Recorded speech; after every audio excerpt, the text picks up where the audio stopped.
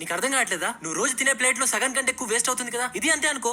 ఏం లేకుండా సంపాదించడం చేత కాని వాడే నీలాగా సొసైటీ సేవ అంటూ అదే గొప్ప అనుకుంటాడు. ఓ నా తింగర వచ్చి సంపాదించాడు ఎంతసేపు?